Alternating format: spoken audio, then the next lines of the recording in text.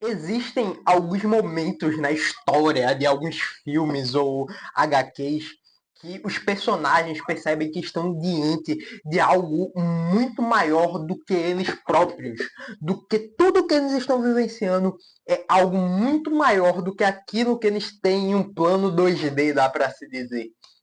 Eu gosto muito de filmes assim de espaço e tudo mais. E um dos que é meu filme favorito, se não um dos meus filmes favoritos, que é Interestelar, há cenas em que a vastidão do universo deixa os personagens sem palavras, deixa os personagens perplexos. A vastidão do tempo se passando, deixa os personagens perplexos. Eles não conseguem explicar tudo.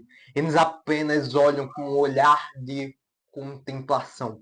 Eles contemplam tudo que vem, tudo que vivenciam, até deixarem de existir. Algo semelhante acontece nessa nossa última exposição do quarto bloco de Romanos, aqui em Romanos 11. Durante 11 capítulos, durante todos os 4 blocos que viemos a estudar, Paulo explicou depravação humana, justificação pela fé, santificação, luta contra o pecado, soberania de Deus na salvação, a eleição, rejeição temporária de Israel, a inclusão dos gentios. Ou se a gente for dividir em 4 blocos, assim por se dizer, a gente poderia dividir nos blocos que já viemos estudando por aqui, como a depravação humana, como a justificação, santificação e soberania de Deus, onde no vídeo de hoje chegamos ao fim desse quarto bloco para irmos para o quinto bloco de Romanos, como Charles Hold divide, e é de quem eu estou me baseando, e é um dos comentaristas que eu estou me baseando para essa série aqui de exposição. E Paulo termina o quarto bloco sobre a soberania de Deus e depois passa por tudo isso que a gente já havia discutido para entrar na vida prática da igreja, para entrar na vida prática do povo de Deus. Ele termina não com uma afirmação, não termina discutindo com os gentios, mas ele termina com adoração. Ele termina adoração com adoração, ou como alguém disse, uma frase anônima de internet, mas que eu achei muito da hora em trazer isso para cá, apareceu no meu Instagram, mas achei muito boa trazer para cá, que é: a verdadeira teologia sempre conduz à doxologia. Ou seja, quem realmente conhece Deus não fica apenas mais inteligente. Você pode ficar inteligente, porém, fica mais rendido, você fica de joelhos. Você pode ter a maior inteligência do mundo, mas não é nada comparado à vastidão do Deus vivo, do Deus do universo. E é isso que o texto de hoje traz. Aqui em Romanos, Paulo nos ensina que até quando enxergamos quem Deus é, nossa única resposta possível é a adoração. Nós não conseguimos explicar tamanha grandiosidade de Deus. E a adoração ao seu nome é a única resposta, é a única palavra plausível que pode sair da nossa boca. Vamos ler hoje o finalzinho de Romanos 11. Leremos do verso 33 até o verso 36. Leremos: a profundidade da riqueza, tanto da sabedoria como do conhecimento de Deus. Quão inexplicáveis são os seus juízos e quão insondáveis são os seus caminhos. Pois quem conheceu a mente do Senhor, ou quem foi o seu conselheiro, ou quem primeiro deu alguma coisa a Deus, para que isso lhe seja restituído. Porque dele e por meio dele e para ele são todas as coisas. A ele seja a glória para sempre. Amém. Eu normalmente não estou fazendo orações nessa série de vídeos, porque eu não quero que isso daqui pareça um sermão nem nada, isso aqui é um vídeo para a internet. Porém, hoje eu quero convidar vocês à oração, porque esse texto é um ato de louvor a Deus. Esse vídeo é um ato de louvor a Deus e a sua soberania. Oremos. Pai, engrandecido e enaltecido é o teu santo nome, meu Deus. Grande é o teu nome, Deus.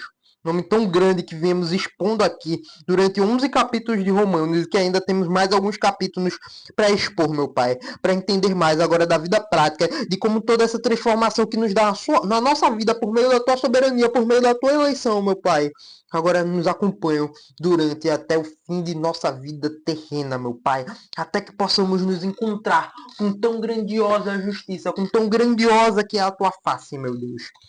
Muito obrigado por esse privilégio de poder te servir, meu Pai.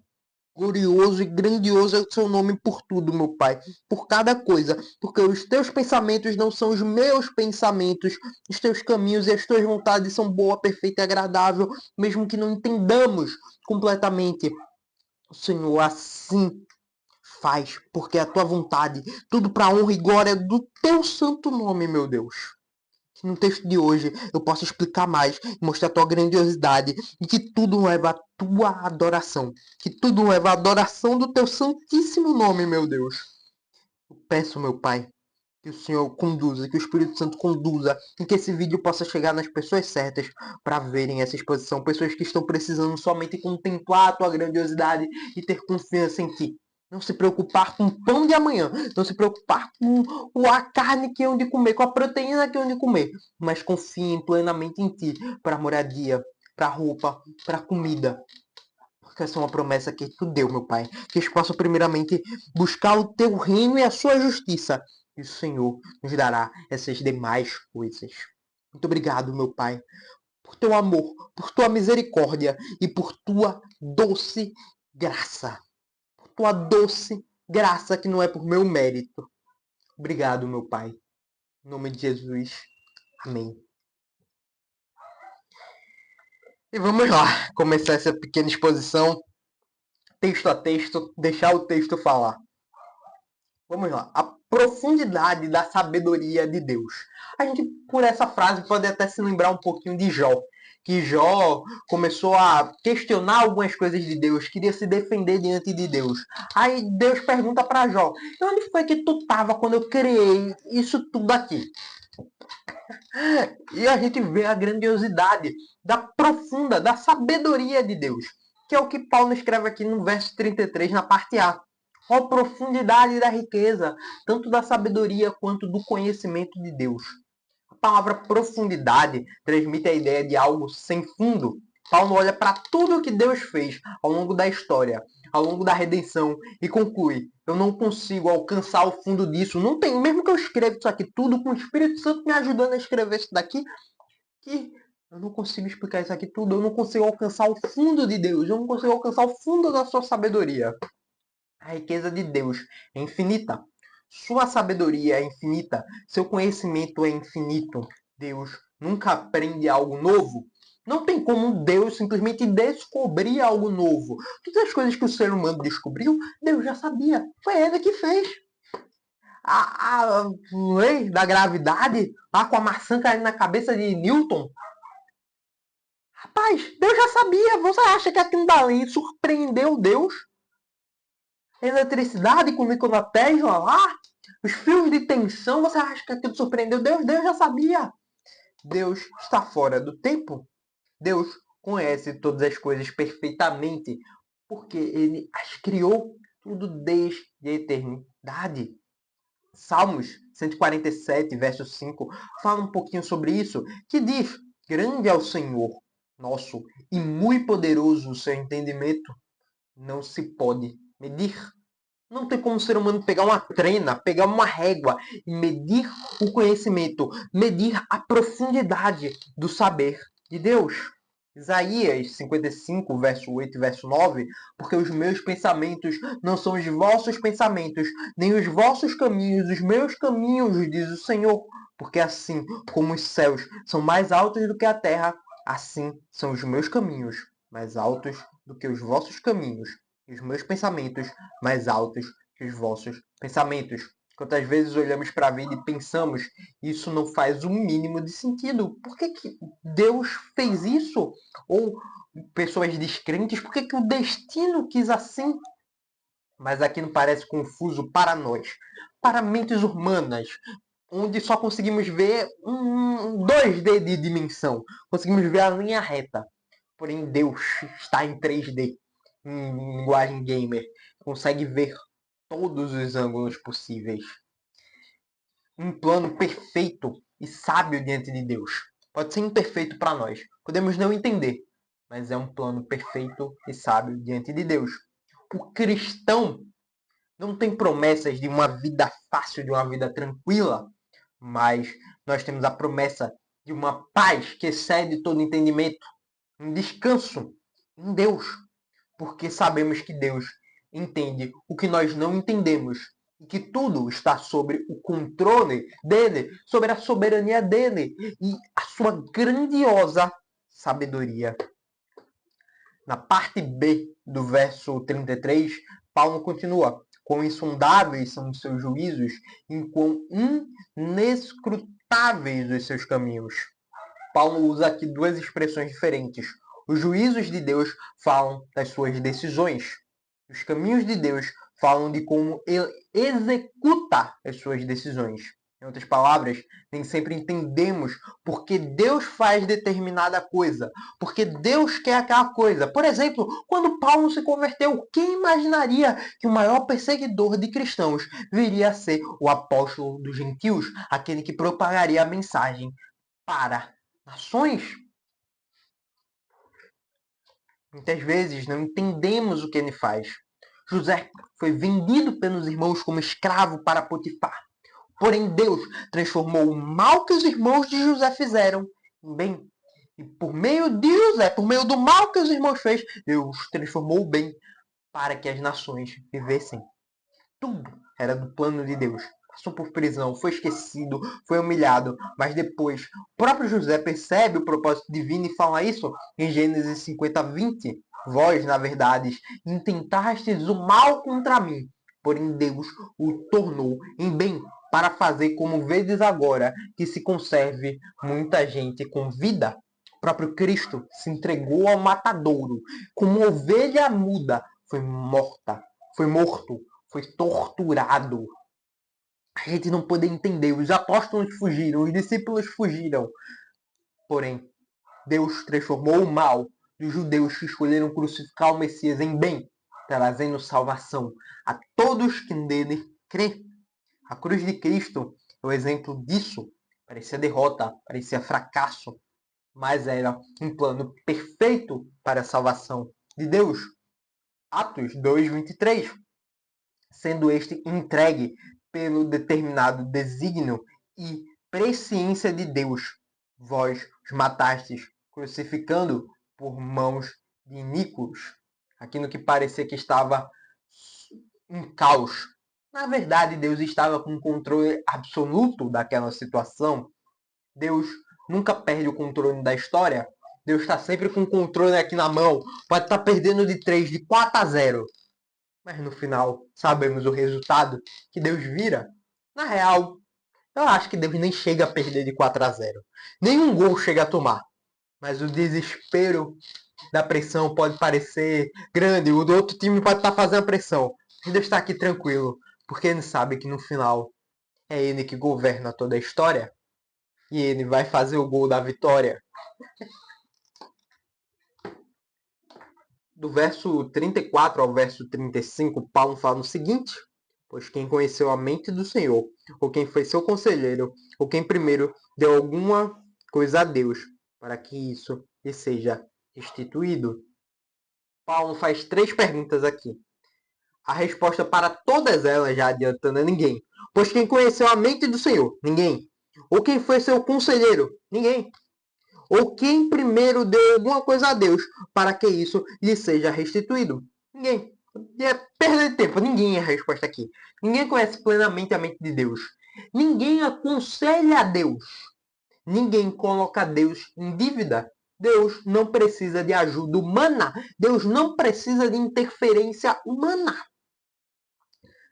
Deus não precisa de sugestões. Deus não precisa de especialistas. Nem da nossa aprovação ou da nossa escolha. Isaías 40, verso 13 e verso 14. Quem guiou o Espírito do Senhor, ou como seu conselheiro o ensinou. Paulo resgata isso aqui de Isaías. Com quem tomou ele conselho para que lhe desse compreensão. Quem o instruiu na verdade do juízo e lhe ensinou sabedoria e lhe mostrou o caminho do entendimento. E a resposta aqui, como de Paulo, é ninguém. Paulo só resgatou o texto Isso destrói uma coisa que a gente vem combatendo durante a exposição desde Romanos 9, que é o orgulho. Vemos uma geração que acredita que Deus precisa se adequar a opiniões humanas. Ah, mas isso daqui não é certo agora no nosso tempo, a gente amolda de não sei o que, não. Não. Deus não precisa de opiniões humanas, Deus não se amolda a padrões humanos. A Escritura ensina exatamente ao contrário disso. Nós é que precisamos nos adequar a Ele. Jó 41:11. Quem primeiro me deu a mim para que eu haja de retribuir, pois o que está debaixo de todos os céus é meu. Nada que possuímos pertence realmente a mãos humanas. Nada que possuímos pertence a nós. Tudo isso daqui, toda a nossa justiça, tudo que possuímos, todo esse conhecimento que eu tenho aqui, creme de cabelo, tudo, é trapos de imundície diante de Deus e não pertence verdadeiramente a nós. Porque posso morrer? Isso daqui vai ficar para, sei lá, talvez se eu viver mais um pouquinho de tempo e eu tiver filho, vai ficar para os meus filhos. Se eu morrer amanhã, vai ficar para minha família aqui, para eles venderem, deixarem aí. Mas nada pertence a mim. Tudo pertence a Deus. Tudo veio das mãos dele. Tudo é por ele e todas as coisas são para ele. E isso nos leva ao verso 36, a parte A. Porque dele e por meio dele e para ele são todas as coisas. Trecho de música famosa. Esse é um dos versículos mais profundos da Bíblia, usado por muita música famosa no meu gospel. Paulo responde 3 perguntas fundamentais da existência. De onde tudo veio? A resposta é óbvia. Dele. Deus é a origem de tudo. Gênesis 1. No princípio criou Deus os céus e a terra. Deus deu a ordem para que os céus e a terra fossem criados. Aí Paulo já liga com a segunda pergunta. Quem sustenta tudo? Por meio dele. O universo não funciona sozinho. Cristo sustenta todas as coisas. E parece que Paulo sabia disso e sabe disso. Na verdade, sabia que ele está morto agora, mas ele sabia disso. Tanto que escreveu Colossenses 1, 16 e 17. Pois nele foram criadas todas as coisas nos céus e sobre a terra. As visíveis e as invisíveis, tudo foi criado por meio dele e para ele. Ele é antes de todas as coisas. Nele tudo subsiste. Recomendo até escutar a música do Projeto Sol, a Colossenses 1. É fantástico. E a última pergunta que Paulo responde, qual o propósito final de tudo? Para ele, a história não gira ao redor do homem. A gente não é o centro da história. Napoleão não foi o centro da história, o imperador Napoleão. O Nero não foi o centro da história. Todos os maiores ditadores que você imaginar não são o centro da história. A história não gira ao redor de política, não é direita ou esquerda. A história não gira ao redor de economia, mas é porque a taxa de juros está muito alta. A história não gira ao redor de nações, não é porque a Holanda foi uma nação poderosíssima no passado e agora é os Estados Unidos e aí depois vai ser a China, não.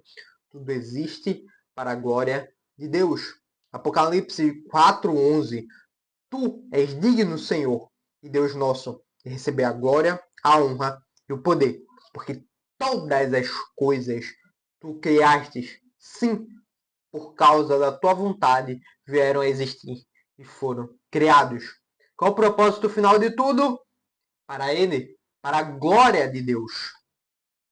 E na parte B, parece que Paulo responde essas coisas. A glória eterna, tudo pertence a Deus. A ele, pois, a glória eternamente. Amém. Paulo termina com essa adoração fantástica e fechamos esse bloco de Romanos, o bloco 4 da soberania de Deus, que contemplamos Deus com esse louvor em adoração a Deus. Paulo encerra não com uma conclusão acadêmica, ele encerra justamente com tudo que podemos fazer sem conseguir explicar as profundezas de Deus. Paulo encerra com adoração. Depois de contemplar a soberania de Deus, a sabedoria de Deus, o plano da redenção, ele explode em louvor. Ele explica tudo isso, mas ele explode em um profundo louvor. Esse é o objetivo da teologia bíblica. Não produzir admiradores intelectuais. Não produzir acadêmicos eruditos de caviar, creme de la creme. Não é produzir eruditos, mas o objetivo da teologia bíblica, o porquê temos tanto cuidado e zelo com as escrituras, é porque contemplamos o poder de Deus. Contemplamos o poder de Deus que está aqui nessas páginas. E produz adoradores apaixonados, adoradores que amam o Pai, que amam a Deus acima de qualquer outra coisa. 1 Coríntios 10, verso 31. Portanto, quer comais, quer bebais, ou façais qualquer coisa qualquer, fazei tudo para a glória de Deus. O objetivo final de todas as coisas é a glória de Deus em cada momento da nossa vida. A vida inteira cristã deve apontar para a glória de Deus. O seu andar deve apontar para a glória de Deus. A sua vida, o seu falar deve mostrar a glória de Deus. Seu trabalho, sua família, seu ministério, suas finanças, seu relacionamento, tudo deve apontar para a glória de Deus. Tudo.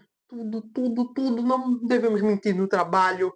Devemos ter uma família onde ensinamos o Evangelho, pregamos o Evangelho a eles diariamente. Nosso ministério deve apontar para Deus, como se a gente estivesse fazendo as coisas da igreja, não para homens, mas para o próprio Deus. Nossas finanças, até aqui onde a gente gasta o nosso dinheiro, deve apontar para Deus, para a glória dele.